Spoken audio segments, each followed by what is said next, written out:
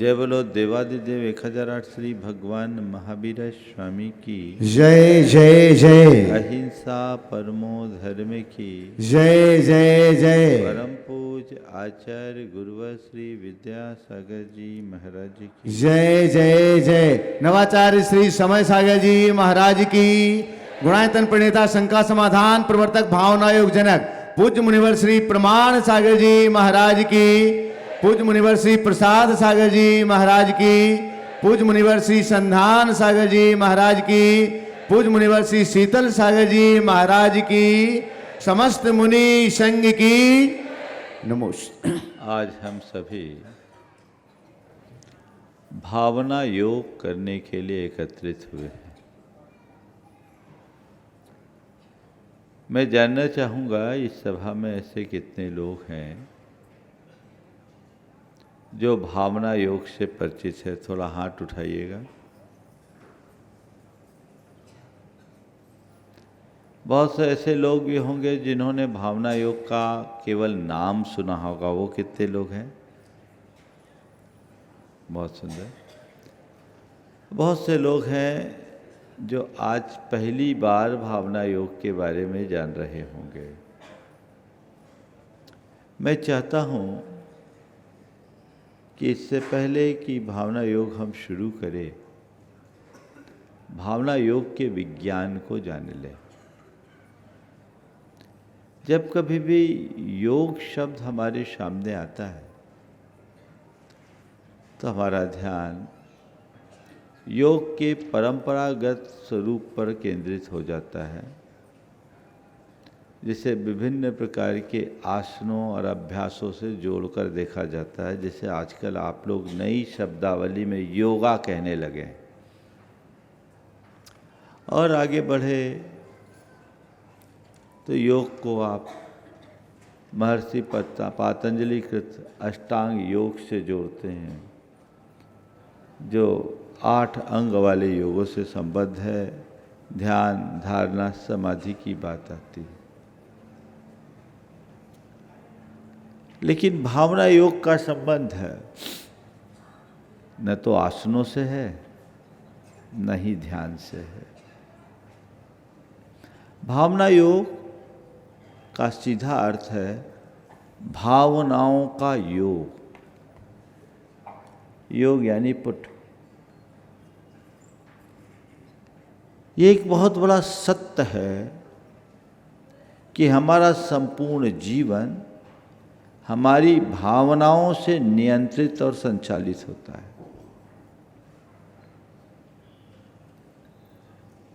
हमारे जीवन में हमारी भावनाओं का बहुत महत्वपूर्ण स्थान है। यदि हमने अपनी भावनाओं को नियंत्रित और संतुलित करने की कला विकसित कर ली तो अपने समग्र जीवन में आमूल चूल परिवर्तन घटित किया जा सकता है। भावना योग के मूल में यही भाव रहा है। भावना योग एक ऐसा अभिनव प्रयोग है जो हमारे तन को स्वस्थ, मन को मस्त और हमारी चेतना को प्रशस्त बना सकता है। आज हम थोड़ी सी चर्चा करेंगे कि भावना योग कैसे काम करता है। अभी मैंने आपसे कहा कि हमारा संपूर्ण जीवन हमारी भावनाओं से नियंत्रित और संचालित होता है। वो कैसे होता है? हमारी भावनाओं से हमारा शरीर, हमारी भावनाओं से हमारा मन और हमारी भावनाओं से हमारी चेतना प्रभावित होती है। कैसे होता है? क्रम से हम बात करें। शुरुआत शरीर से करते हैं। हमारा जो ये शरीर है ये केवल भोजन पानी पर नहीं टिकता। हमारे शरीर में विभिन्न प्रकार के रसायन होते हैं उन रसायनों के प्रभाव से हमारे शरीर का चयापचय चलता है और हमारे शरीर के जितने भी रसायन हैं वे सब के सब अंतःस्रावी ग्रंथियों से प्रभावित होती है और हमारी अंतःस्रावी ग्रंथियाँ हमारे भावनाओं पर निर्भर करती है। वैज्ञानिकों ने ये सिद्ध कर रखा है। हमारी जैसी भावना होती है हमारे शरीर में वैसी हलचल होना शुरू हो जाती है। अभी विज्ञान की बात मैं थोड़ी देर बात करूंगा, अनुभव की बात आपसे करता हूं। कोई आदमी बहुत मायूस है, थका हुआ महसूस कर रहा है, एकदम उसकी हालत लस्त पस्त है, लुंज पुंज स्थिति में। उसी घड़ी में यदि कोई व्यक्ति उसे उत्साहित कर दे तो उसमें ऊर्जा और स्फूर्ति आती कि नहीं आती? बोलिए। हाँ, आती है। अभी आपने कुछ खाया नहीं, पिया नहीं, फिर भी आपके अंदर ऊर्जा आ गई। सपोज आप सुबह से दुकान में हैं, बिना खाए पिए चले गए, आपको ज़ोर से भूख लग रही है और ऐसा लग रहा है कि अब तो बिल्कुल चक्कर आ जाएगा और अभी तक कोई रिलीवर आया नहीं, आपको घर जाना है। आपने तय कर लिया बस अब शटर गिराता हूँ, सीधे घर जाऊँगा, अब मेरे बस की नहीं है।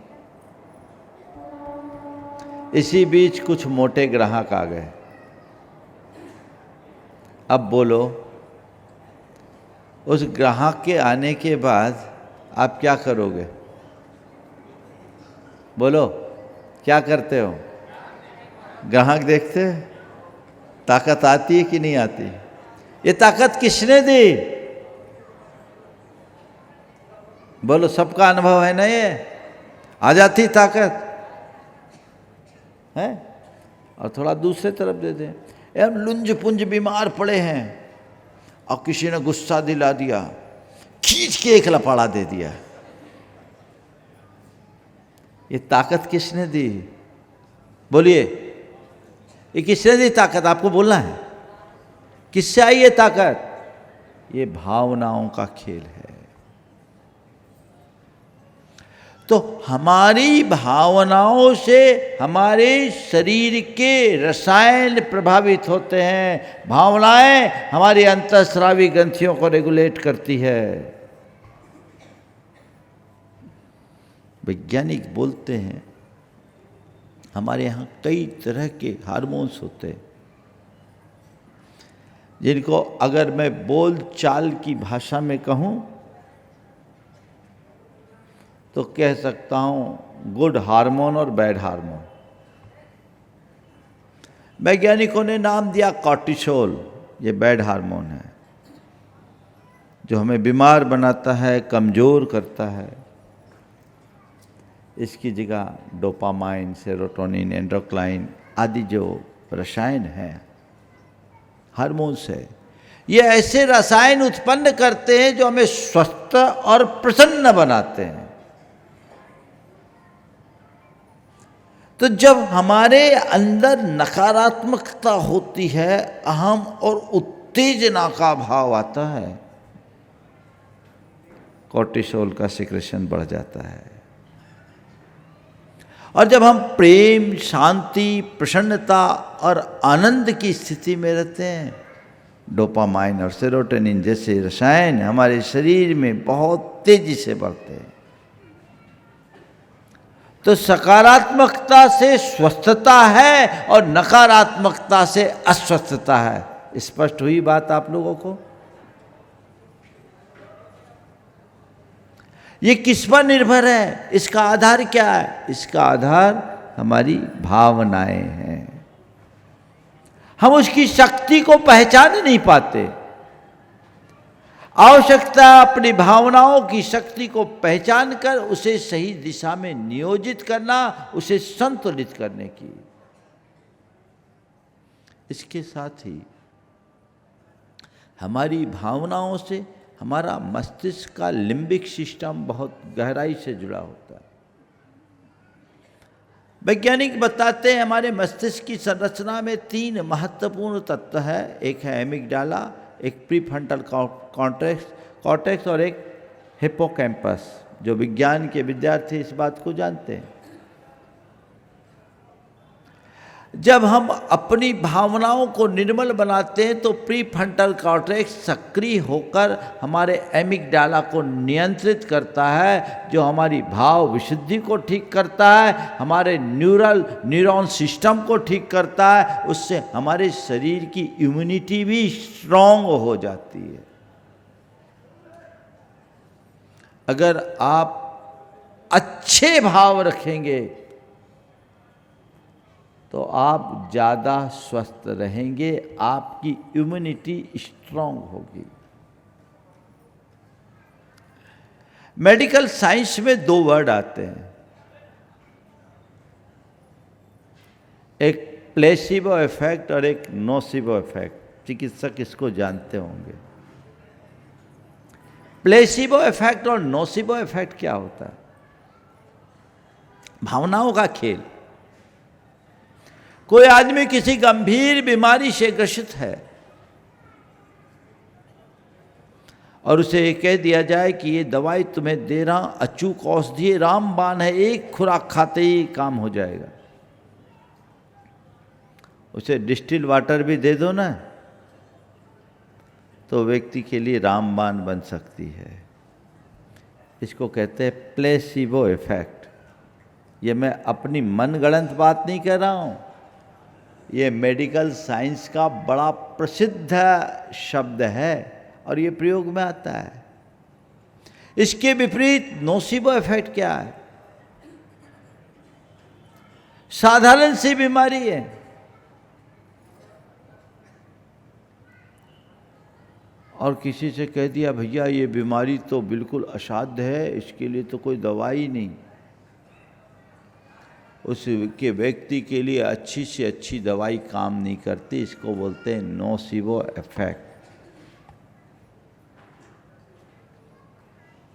प्लेसिबो इफेक्ट और नोसिबो इफेक्ट के लिए 2 घटनाएं मैं आपको बताऊं। गुरुदेव थुवन जी में थे, मैं अक्सर इसे सुनाता हूं। थुवन जी में 1987 में मलेरिया का बड़ा जबरदस्त प्रकोप था।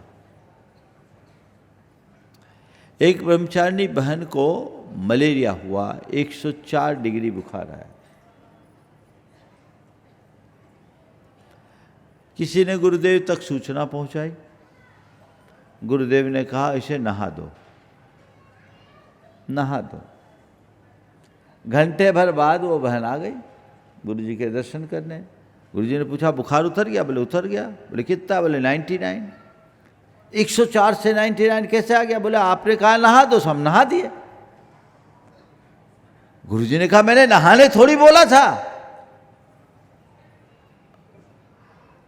वहां उन दिनों एक घास होती थी जिसको बोलते थे नहा, नाय भी बोलते हैं, नहा भी बोलते हैं, नहा की पत्ती। तो गुरुजी ने कहा था कि नहा की पत्ती का रस दे दो, वो मलेरिया में काम करता है। तो गुरुजी ने तो कहा कि नहा की पत्ती का रस दो, और उनने सोचा नहला दो, सो नहला के ले आई, नहा दो। और नहाने से मलेरिया का बुखार उतरा। ये है प्लेसिबो इफेक्ट। क्या है? समझ में आई बात? अब एक दूसरा, होली का समय था। एक सज्जन सुबह से अपना लोटा लेके जंगल गए। उनकी आदत थी, खाट के नीचे लोटा रखते थे, सवेरे जल्दी हाजत होती थी तो निकल जाते थे। लोटा लेके जंगल गए। अब जब निपटे तो देखे लाल लाल खून खून, हालत खराब। इतना सारा खून गिर गया, ब्लीडिंग हो गई। पल्स डाउन हो गई, आकर एकदम लस्त पस्त होकर खाट पे लेट गए, हालत खराब। आप कल्पना कर सकते हैं किसी को अगर इतनी ब्लीडिंग हो जाए तो क्या होगा। इसी बीच उनका पोता कुछ खोजता खोजता आया और अपने दादा से पूछा, दादा मेरा लोटा कहाँ है? बोले कौन सा लोटा? बोले दादा आज होली है, मैंने रंग का लोटा आपके खाट के नीचे रख दिया था। तब दादा ने सोचा, अरे वो खून नहीं रंग था। भ्रम हो गया खून का, एक बूंद खून नहीं गिरा, लेकिन आदमी लस्त पस्त हो गया। ये है नोसिवो इफेक्ट। कई बार आप सुनते किसी को सांप ने काटा, उसने सोचा चूहा काटा होगा, ठीक है, प्लेसिबो इफेक्ट। और किसी ने को चूहे ने काटा और सोच लिया सांप ने काटा, आदमी मर गया, नोसिवो इफेक्ट। है ना, समझ में आ रही बात? तो भावनाएं हमारे शारीरिक स्वास्थ्य को कैसे प्रभावित करती है, आपको समझ में आया कि नहीं आया? बोलिए, आया ना? अब आगे चलते हैं। भावनाओं से हमारा मानसिक स्वास्थ्य। वैज्ञानिक कहते हैं कि हमारी जो भावनाएं हैं वो उससे हमारा मनोदशा, हमारी मनोवृत्ति बहुत ज़्यादा प्रभावित होती है। जैसी भावनाएं होती है हमारे अंदर की ग्रंथियां वैसा काम करती है, और ग्रंथियां जैसी जिस तरीके रसायनों का स्राव करती है, हमारी मनोदशा भी वैसी बन जाती है। जिनके अंदर बैड हार्मोन्स ज़्यादा सक्रिय होते हैं वो बहुत ज़्यादा हताशा, निराशा और अन्य प्रकार की नकारात्मकताओं से ग्रसित रहते हैं। अवसाद से ग्रसित लोग कोर्टिसोल की अधिकता के कारण होते हैं। सेरोटोनिन ज़्यादा सक्रिय हो जाए, एंडोक्राइन नाम का रसायन ज़्यादा सक्रिय हो जाए तो व्यक्ति के अवसाद से मुक्ति हो सकती है, उसके हृदय में प्रसन्नता आ सकती है। तो ये रसायन किस पर निर्भर करते हैं? हमारी भावनाओं पर। हम जैसा सोचते हैं वैसी हमारी भावधारा बनती है, जैसी भावधारा बनती है वैसे रसायन बनते हैं। ऐसा कहा गया है कि हम जैसी भावना भाते रहते हैं वैसा हमारा जीवन बनता है। एक सूक्ति है बहुत प्राचीन, यद भाव्यते तद भवति। हम जैसी भावना भाते हैं वैसा हमारा जीवन बनता है। जब हमारे भाव अच्छे होते हैं जीवन अच्छा हो जाता है, भाव खराब होते हैं जीवन बुरा हो जाता है। भावनाओं के अनुसार सब कुछ घटित होता है। यद भाव्यते तद भवति। विज्ञान इस विषय में क्या कहता है?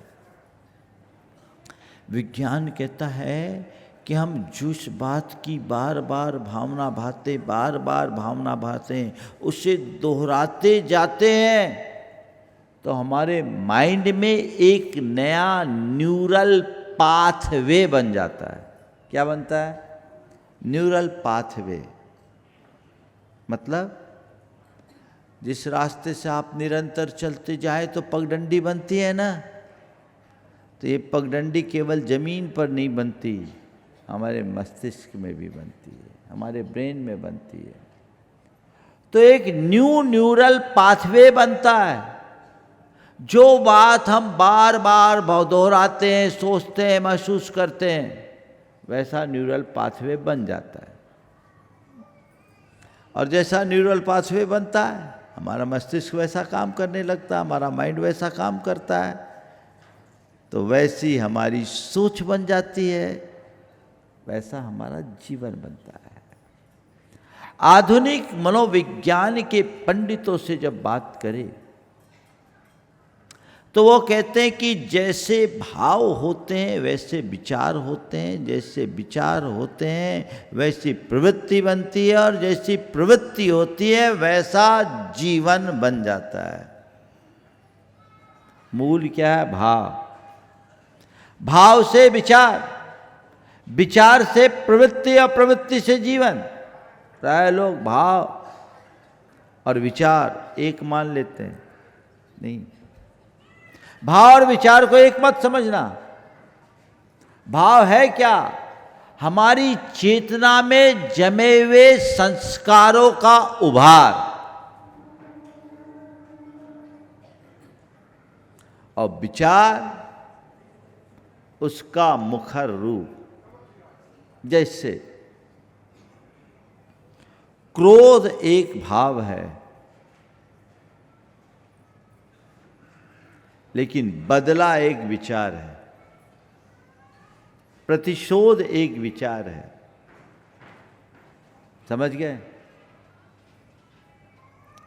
इससे प्रतिशोध लेना ये विचार आया, और उसके पीछे कौन है? क्रोध।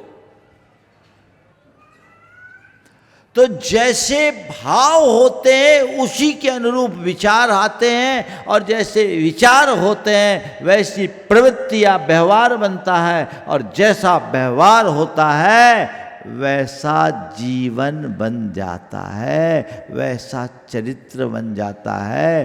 तो चरित्र को सुधारने के लिए प्रवृत्ति को सुधारना है, और प्रवृत्ति को सुधारने के लिए सोच को बदलनी है, और सोच को बदलने के लिए क्या करना है? भाव। तो सबका रेगुलेटर कौन है? भाव हमें अवसाद की ओर ले जाता है, और भाव से आनंद की ओर आ जाते हैं। भाव में क्रोध की ओर ले जाता है, भाव में क्षमा की ओर मोड़ देता है। भाव में द्वेष है और भाव में प्रेम है। बहुत अंतर है। भाव ही त्याग है और भाव ही विलास है। चीजें एक दूसरे के साथ जुड़ी है।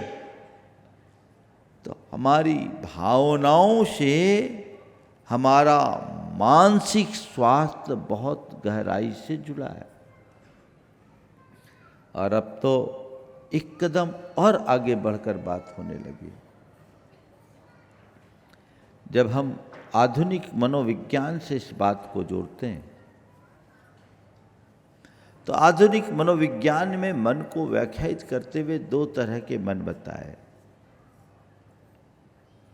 एक चेतन मन जिसे कॉन्शियस माइंड कहते हैं, दूसरा अवचेतन मन जो सब कॉन्शियस माइंड कहलाता है। हमारे जीवन व्यवहार में जो कुछ भी दिखता है वो चेतन मन का दिखता है, कॉन्शियस माइंड। लेकिन हमारे समग्र जीवन में कॉन्शियस माइंड का रोल 10% है। 90% भूमिका किसकी है? हमारे सब कॉन्शियस माइंड की। हम अपने चेतन मन के माध्यम से जो देखते हैं, सुनते हैं, सोचते हैं, महसूस करते हैं, व्यवहार करते हैं, उन सब के संस्कार हमारे सबकॉन्शियस माइंड में पड़ जाते हैं। और सबकॉन्शियस माइंड में जमे हुए वे ही संस्कार कालांतर में प्रकट होकर हमारा जीवन बनाते हैं। इसी के आधार पर आजकल लॉ ऑफ अट्रैक्शन का सिद्धांत विकसित हुआ। वो कहते थॉट्स बिकम थिंग्स। लेकिन मैं आप सबसे कहना चाहता हूँ ये सिद्धांत कोई नया सिद्धांत नहीं है। ये सिद्धांत हमारा सिद्धांत है, पुरातन सिद्धांत है। सदियों पूर्व हमारे ऋषियों और मनीषियों ने ये सिद्धांत बताया। वो कहते थॉट्स बिकम्स थिंग्स, और हमारे यहाँ कहा गया यद भाव्यते तद भवति। भाषा का अंतर है, अर्थ में कोई अंतर नहीं है। हमारी भावनाएं साकार होती है। जैसी भावना होती वैसा होता है। और इसके आधार पर हमारे यहां कहावत चल पड़ी, भावना भवनाशिनी, जाकी रही भावना जैसी, प्रभु मूरत दिखे तिन तैसी। ये उक्तियां इसी बात का सबल प्रमाण है। तो जो हमारा सबकॉन्शियस माइंड में संस्कार पड़े हैं, भावना से क्या होता है? तो भावना योग कहता है, अगर आप अपने भावनात्मक स्वास्थ्य को ठीक करना चाहते हो तो अपने सबकॉन्शियस माइंड में पॉजिटिव फीलिंग दो।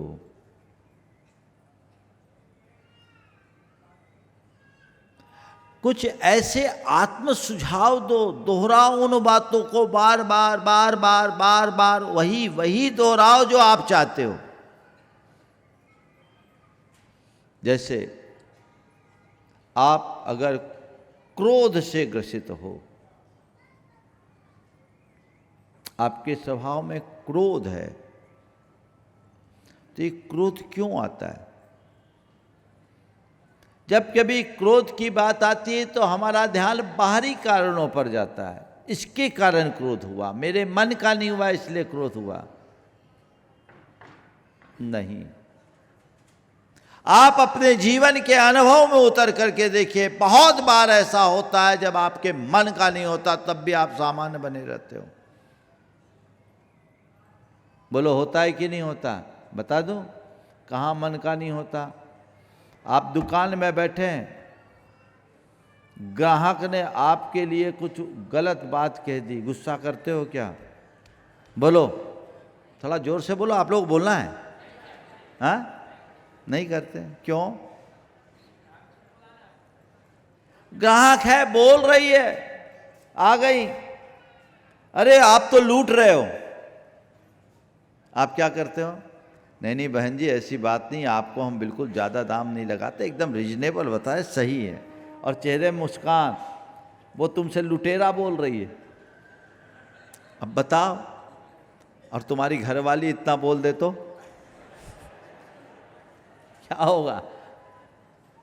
उसको कैसे झेल रहे हो?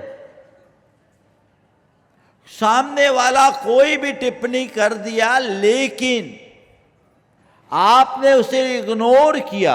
क्यों? ये ग्राहक है। आपके सब कॉन्शियस में ये बात गहरी बैठी हुई है कि ग्राहक से हमें मधुर व्यवहार करना है। ग्राहक को अगर हम सही ढंग से डील नहीं करेंगे तो हमारा धंधा चौपट हो जाएगा। ये सब कॉन्शियस में बैठी है ना बात। इसलिए वहां मनोनुकूल न होने पर भी आप सामान्य रहते हैं। दफ्तर में बॉस आपको झिड़क रहा है बुरी तरह, लताड़ लगा रहा है, और आप मुस्कुराते हुए जी सर सर सर सर, कैसे झेल रहे हो? अरे बॉस से बहस करेंगे तो नौकरी चले जाएगी, होगा। सबसे मज़ा तो आता है कॉल सेंटर वाले में का।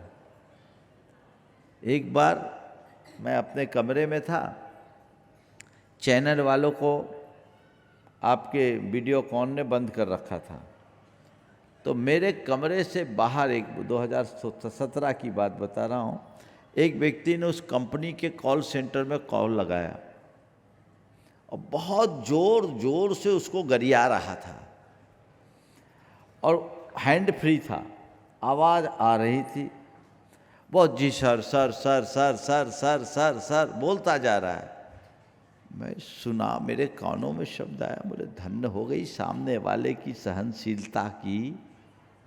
ये इतना गर्म हो रहा है और वो उतना नरम, ये आग है तो पानी। किसी ने कहा महाराज जी ये कॉल सेंटर में बैठे हुए लोग हैं, सब रिकॉर्डिंग में रहता, उनको तो ये ट्रेनिंग दी जाती है और उनको ऐसे ही बोलना पड़ता है। हमने कहा भैया यही तो मैं कह रहा हूँ कि जब दूसरों की इतनी गर्म बात भी हम सहजता से स्वीकार सकते हैं तो सबकी भी स्वीकारी जा सकती है, बशर्ते माइंड में वैसी कोडिंग दे दे। तो क्रोध इसलिए नहीं आता कि सामने वाले का व्यवहार मेरे अनुकूल नहीं है। क्रोध इसलिए आता है कि हमारे अवचेतन मन में क्रोध के संस्कार गहरे जमे हुए हैं। क्रोध को नष्ट करना है, बोध जगाओ। बोध जगाओ का मतलब उस क्रोध के संस्कार को शांत करने के लिए हर पल ये बात दोहराइए, मुझे शांत रहना है, मुझे शांत रहना है, मुझे शांत रहना है, मुझे शांत रहना है, मुझे शांत रहना है, मुझे शांत रहना है, मुझे शांत रहना है, मुझे शांत रहना है। बार बार जब ये बात आप दोहराएंगे तो आपके सबकॉन्शियस माइंड में ये संस्कार जम जाएंगे, मुझे शांत रहना है। मस्तिष्क में एक नया न्यूरल पाथवे बन जाएगा, मुझे शांत रहना है। तो फिर क्या होगा, जब गुस्सा का निमित्त आएगा तो अंदर से आवाज आएगी, मुझे शांत रहना है, मुझे शांत रहना है। इसका मतलब क्या, उफनते दूध में पानी का छींटा शांत होगा। ये वैज्ञानिक प्रयोग है और ऐसा कई लोगों के जीवन में घटा है। भोपाल में एक सज्जन थे, प्रचंड क्रोधी, प्रचंड क्रोधी। मैं भोपाल में गया, देखा, मैं मंदिर से निकल रहा था, वो अपने परिवार को लेकर मोटरसाइकिल से उतर रहा था। उसके मोटरसाइकिल की डिक्की में टैंक के ऊपर लिखा था, मुझे शांत रहना। वो टोपी लगा रखा था, उसमें लिखा था, मुझे शांत रहना। मैंने पूछा, ये क्या है भाई? उसकी धर्मपत्नी ने कहा, महाराज आपका चमत्कार। मैंने कहा, मैं चमत्कार पर तो भरोसा करता ही नहीं, कौन सा चमत्कार है? बोले, महाराज ये आपका ही चमत्कार। बोले, क्या हुआ? बोले, पिछले अगस्त में आपका भावना योग का शिविर लगा था, मैं इनको ज़बरदस्ती 52 गजा लेके गई थी, 2019 की बात। 52 गजा लेकर गई थी। महाराज ये आपके भावना योग के 3 दिन के शिविर को अटेंड करके आए। महाराज जी ये प्रचंड क्रोधी थे और गुस्सा का कोई ठिकाना नहीं, किसको मार दे और कौन सामान उठा के फेंक दे। मैं परेशान थी।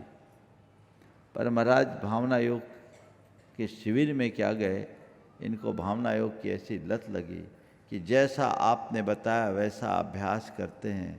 और अगस्त में गए थे महाराज, आज जनवरी है, 5-6 महीने हुए थे, 3 महीने में ही इनमें परिवर्तन के लक्षण दिखने लगे। महाराज जी अब मैं कह सकती हूँ कि अब ये पूरी तरह शांति मूर्ति हो गए हैं।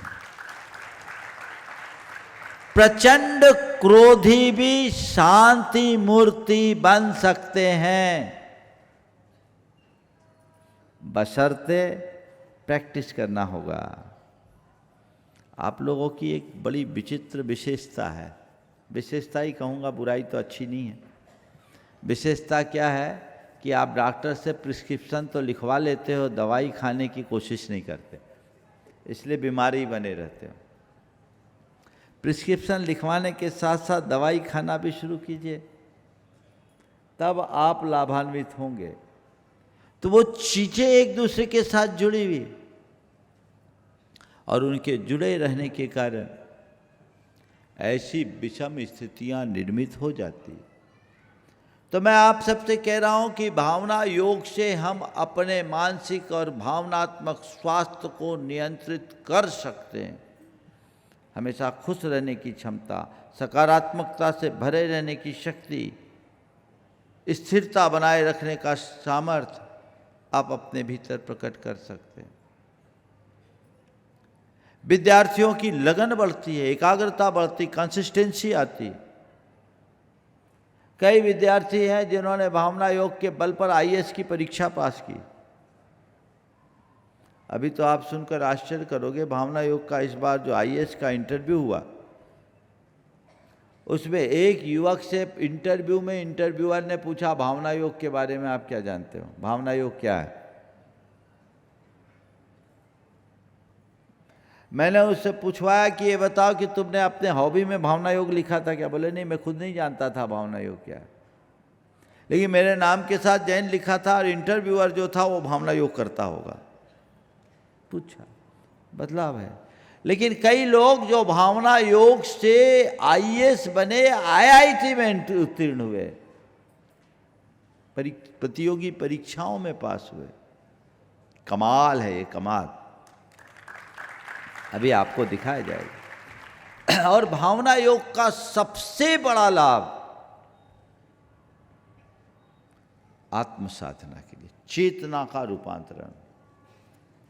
हम मुनियों की जो साधना है वो भावना योग से जुड़ी हुई साधना है। हमारे शास्त्रों में जो साधना बताई गई, जैन साधना मुख्यतः भावना योग की साधना है। जैन अध्यात्म के प्रवर्तक आचार्य कुंदकुंद हुए, उन्होंने ये बात कहा कि जो तुम पाना चाहते हो, जैसा तुम होना चाहते हो, नित्य प्रति उसकी भावना भाव। तुम अपने आप को रागी, देशी, मोहसी महसूस करते हो, कामी, क्रोधी, लोभी महसूस करते हो, तो तुम रागी, देशी, मोही, कामी, क्रोधी, लोभी बने हो। इससे मुक्त होना चाहते हो तो तुम हर पल ये भावना भाव कि मैं शुद्ध आत्मा हूं, मैं शुद्ध आत्मा हूं, मैं शुद्ध आत्मा हूं। राग, देश, मोह, काम, क्रोध, लोभ तो विकार है, ये मेरा स्वभाव नहीं। जब बार बार ये भावना भाने लगोगे तुम्हारी चेतना में वो बातें गहरा जाएगी, तो तुम अपने शुद्ध आत्मा को प्राप्त कर लोगे। उनके शब्दों में हम बातें करें तो वे कहते हैं, जे आद भावन मिनम निच्चो जुत्तो मुनि समाचर दी, सो सव दुख मोक्षम पावई अचिरेन कालेन। जो मुनि नित्य उद्यत होकर मैं शुद्ध आत्मा हूं इस भावना को भाता है, वो शीघ्र ही सब दुखों से मुक्त होकर परमात्मा हो जाता है। अपने अवचेतन में जमे उन संस्कारों को हटाइए। देखिए, अवचेतन में जमे संस्कारों का क्या प्रभाव होता है। हमने सुना है, अब एक व्यक्ति दक्षिण अफ्रीका का एक अभिनेता था जिसने अपने पूरे जीवन अब्राहम लिंकन का रोल किया। अब्राहम लिंकन का रोल किया तो क्या वो अपने आप को लिंकन ही मानना शुरू कर दिया, उसी की तरह छड़ी लेकर वैसी चाल, वैसी कैप, वैसे ही पहनाव, सब कुछ करता, और खुद को कहना शुरू कर दिया कि मैं अब्राहम लिंकन हूँ। लोग उससे तरह तरह से पूछने की कोशिश करें, लेकिन नहीं किया। कहते हैं एक बार उसके लाई डिटेक्टर पर रखा गया, झूठ पकड़ने की मशीन पर बिठाया गया। जब लाई डिटेक्टर पर रखा गया तो उसने सोचा, भैया बहुत झंझट हो गई, झमेला ख़त्म करो, मैं बोल देता हूँ कि मैं लिंकन नहीं हूँ। झमेला ख़त्म करो, मैं बोल देता हूँ कि मैं लिंकन नहीं हूँ। जानते हैं, जैसे उसने कहा कि मैं लिंकन नहीं हूँ, लाई डिटेक्टर ने नेगेटिव वाइब्रेशन देना शुरू कर दिया कि ये झूठ बोल रहा है। यानी झूठ वो पकड़ने की मशीन भी झूठी साबित हो गई। निष्कर्ष ये निकाला कि इसकी संचेतना में मैं लिंकन हूं, इतना गहरे स्तर तक बैठ गई बात कि लिंकन निकलने लगे। अभी हमारे आपके जीवन में यही है, हमारी चेतना में रागी, देशी, मोही, कामी, क्रोधी, लोभी के भाव गहरे स्तर पर जमे हुए हैं। उसको जीतने की साधना हम लोग करते हैं। मैं शुद्ध आत्मा हूँ, निर्विकार आत्मा हूँ, उसको बार बार दोहराओ, शुद्धो हम, शो हम। तो उसको जब गहराते हैं गहराते हैं गहराते हैं, जैसे जैसे ये संस्कार जमने लगते हैं, पुराने संस्कार डिलीट होने लगते हैं और जिस दिन पुराने संस्कार पूरी तरह डिलीट हो जाएंगे, यानी उनकी निर्जरा हो जाएगी, हम शुद्ध हो जाएंगे, यानी मुक्त हो जाएंगे। ये इसका विज्ञान है।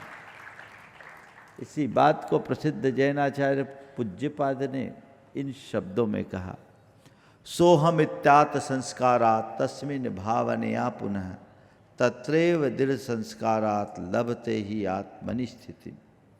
मेरे भीतर जो शुद्ध आत्मा है वह मैं हूं। इस प्रकार के संस्कार को जिसने प्राप्त कर लिया, नित्य प्रति उसकी ही भावना में जो मग्न होता है और उसमें ही जो अपने संस्कारों को दृढ़ करता है, वह अपनी आत्मा को प्राप्त कर पाता है, वही परमात्मा बन सकता है। तो सोहम ये बहुत बड़ा मंत्र है, बहुत प्राचीन। हम उसका अभ्यास करें। जब भावना योग को मैं डिजाइन कर रहा था तो मेरा ध्यान मुनियों की चर्या पे गया। हम लोगों के प्रतिक्रमण में अभाव्यम भावेमी, भाव्यम न भावेमी आदि बहुत सारी बातें। तो मैंने देखा कि हमारी चर्या में एक मुनि की चर्या को व्यवस्थित और नियंत्रित करने के लिए 6 आवश्यक बताए। 6 आवश्यकों पर जब मैंने मनोवैज्ञानिक ढंग से विचार किया तो पाया इसे आधार बनाकर हम पूरे संसार को बदल सकते हैं। तो मैंने उन्हीं 6 आवश्यकों की नई व्याख्या की। चूंकि मुझे 4 बातें पसंद है, इसलिए 6 को 4 में अंतर्गर्भित किया। हम लोगों के आवश्यक है स्तुति और वंदना, जिसे हम प्रायः भगवान 24 भगवान के स्तवन में और भगवान के वंदन में अर्पित करते। ये इसका बाहरी रूप है। मैंने इसकी जगह नाम दिया प्रार्थना, इनर नरिशमेंट। स्वयं को सहज, शांत, स्वस्थ और संतुलित बनाने की मंगल कामना। हम यहाँ से भावना योग की शुरुआत करते हैं, जो भावना योग का पहला चरण है। फिर दूसरा है प्रतिक्रमण, किए गए दोषों का शोधन, इनर क्लीनिंग। ये भावना योग का दूसरा चरण है, जहाँ हम अपने चित्त का शोधन करेंगे। तीसरा प्रत्याख्यान, इनर रेजुलेशन, भावी जीवन को उज्जवल बनाने का संकल्प। हम कुछ वाक्य दोहराएंगे बार बार बार बार बार बार, जो हमारे भविष्य का निर्धारण करता है। और चौथा है सामायिक, इनर रिफ्लेक्शन, अपने सहज, शांत, शुद्ध स्वरूप में स्थिरता। ये 4 चरण क्रम से भावना योग के हैं, जिनको अपनाकर अपने जीवन में बहुत बड़ा परिवर्तन घटित किया जा सकता है। भावना योग के क्रम में हम ऊर्जा प्रवाह से जुड़ेंगे। आप लोग थोड़ा स्क्रीन की तरफ देखिएगा। जब मैं कहूँगा कि हे प्रभु, विश्व की समस्त सकारात्मक शक्तियाँ घनीभूत होकर मेरे भीतर प्रवेश करें, आप स्क्रीन पे देखें। आप स्क्रीन पे देख रहे हैं कि ये एक ब्रह्मांड की सारी सकारात्मक शक्ति बादल की दल की तरह एक सुनहरे प्रकाश के रूप में मेरे शीश पर केंद्रित हो गई। आपको धारणा बनानी है, अपने मानस में इसको अंकित कर लीजिए। और ऊपर से एक उज्जवल प्रकाश की धारा सीधे आपके मस्तिष्क पर गिर रही है। स्क्रीन पे देखिए आप, ये धारा, अविरल धारा मेरे मस्तिष्क पर गिर रही है। इस प्रकाश की धारा को अपने ऊपर गिरता हुआ महसूस कीजिए। ऐसा अनुभव कीजिए कि इस धारा से मैं नहा रहा हूं और धीरे धीरे ये धारा मेरे मस्तिष्क के रोम छिद्रों के माध्यम से मेरे मस्तिष्क के अंदर प्रवेश कर रही है। और मस्तिष्क में ही नहीं, मेरे संपूर्ण शरीर में फैलते जा रही है। मेरे शरीर में 72,000 रंग विहीन नाड़ियां हैं, जो पेड़ की जड़ की तरह मेरे शरीर में है। और ये पूरी ऊर्जा की धारा मेरे शरीर के एक एक प्रदेश में जा रही है। आपको ऐसा महसूस करना है, भीतर इस ऊर्जा के प्रवाह को प्रवेश करता हुआ महसूस करना है। आप ऐसा अनुभव करें कि वो धारा धीरे धीरे धीरे धीरे जा रही है। इस धारा के प्रवाह को पूरे शरीर में फैलता हुआ महसूस करना है। और देख रहे कुछ जगह लाल लाल निशान बने हुए।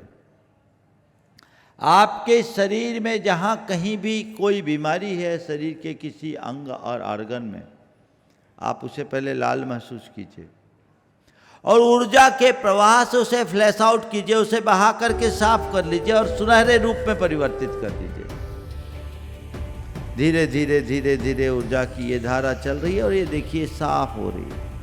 अगर आपके मस्तिष्क में कहीं कुछ है, क्लॉटिंग भी है, तो वो कम हो सकती है। हार्ट के ब्लॉकेज कम हो सकते हैं। आप अपने शरीर को स्वस्थ बना सकते हैं। आपकी धारणा शक्ति वैसी होनी चाहिए। आप इस तरीके से पूरे शरीर को ऊर्जान्वित महसूस कीजिए, अपने आप को ऊर्जा से भरा हुआ महसूस कीजिए और ऐसा महसूस कीजिए कि मैं ऊर्जा का पिंड बन गया हूँ, मैं ऊर्जावान हूँ, पूर्ण स्वस्थ हूँ। जिन वाक्यों को मैं भावना योग के समय बोलूँगा, आपको उसको वैसा विजुअलाइज करना है। विजुअलाइजेशन का बहुत गहरा इफेक्ट होता है। अभी एक प्रयोग हुआ विजुअलाइजेशन के ऊपर कि कुछ लोगों ने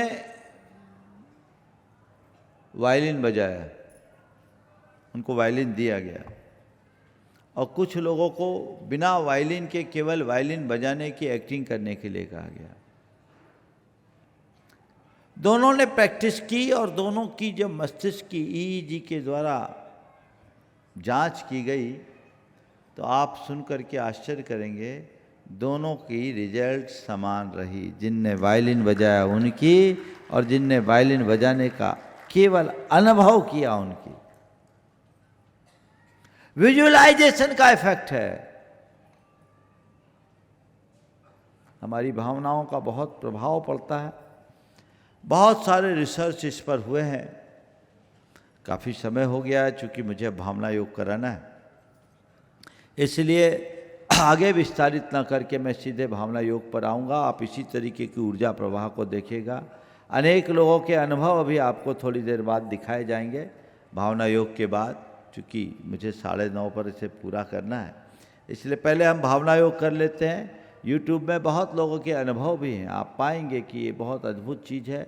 और इसे एक धार्मिक क्रिया के रूप में मत देखें, इसे एक धर्म है ही नहीं, ये हमारे जीवन का अंग है।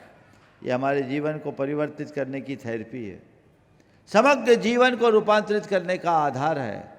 आप इसे अपना सकते हैं और अपने जीवन में आमूलचूल परिवर्तन कर सकते हैं। भावना योग के बारे में जिन्हें विशेष जानना है, भावना योग की बहुत सारी पुस्तकें आपको वहाँ उपलब्ध है। फील टू हील भावना योग का विज्ञान भावना योग को समग्रता से प्ररूपित करने वाली पुस्तक है। जिन्हें छोटे रूप में जानना है, 3 छोटी छोटी पुस्तकें हैं। भावना से जीत, भावना योग आत्म साक्षात्कार का मार्ग और भावना योग आत्म रूपांतरण का विज्ञान। ये छोटी छोटी पुस्तकें हैं। इनको आप पढ़ेंगे तो इसके बाद भावना योग के संपूर्ण विज्ञान को आप जान सकेंगे। मैं चाहूँगा कि न केवल आप पढ़ें अपितु लोगों को भी उसके लिए प्रेरित करें, ताकि भावना योग को जन जन तक पहुँचाकर जीवन में परिवर्तन लाया जा सके।